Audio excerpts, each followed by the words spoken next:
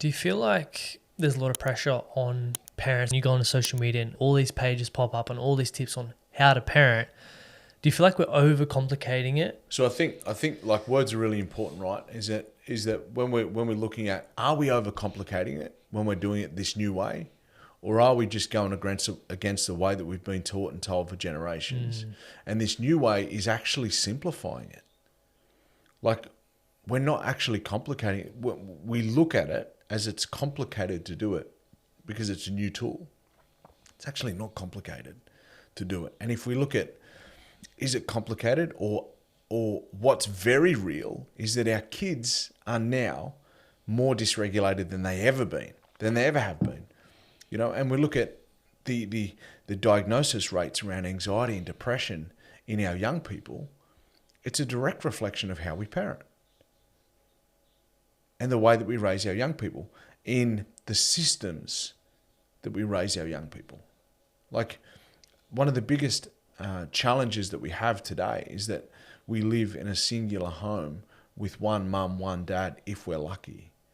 There's a hell of a lot of families that have come from broken homes and you know, one parent, and it's probably not even fair to call it, you know, a broken home. But there's because those parents, you know, they get the job done. But when we look at evolution, we come from groups of people. The old saying, it takes a village to raise a child. We don't have a village anymore.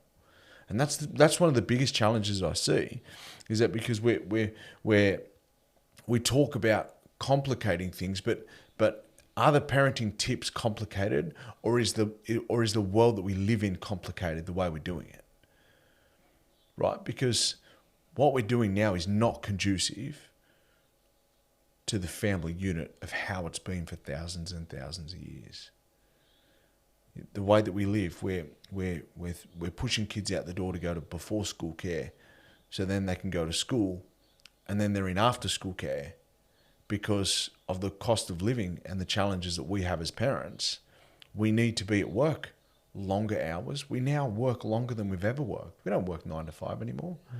You know, we're checking our emails the first thing we get up in the morning, and then we're the last thing before we go to bed, we're still checking them. And we probably work till you know, not physically, but till 10, 11 o'clock at night, because we're constantly on. That's having a massive effect on everything that we do. Our sleep patterns we sleep less than we've ever slept, you know, which is having a direct impact on how we parent our kids, because we're not going to bed until super late at night, and then we've got to get up early in the morning because we've got to get our kids to preschool, daycare, before school care, and then because we're had lack of sleep the night before, we're in a horrible mood and screaming at our kids before they get out in the morning. And then we wonder why they have a challenging day. And we go and we putting our kids into these before school and daycare centers and things like that, where it's multiple people raising our kids, but our kids aren't building the strong connection and attachments that we've always built for thousands of years with our soul carers. And that is the biggest challenge in my eyes that we have, because everything, the way that you live, the way that you operate in your relationships now as adults and for the rest of our lives, is all determined by the early attachments we make and how secure those attachments are in the very early years in our lives.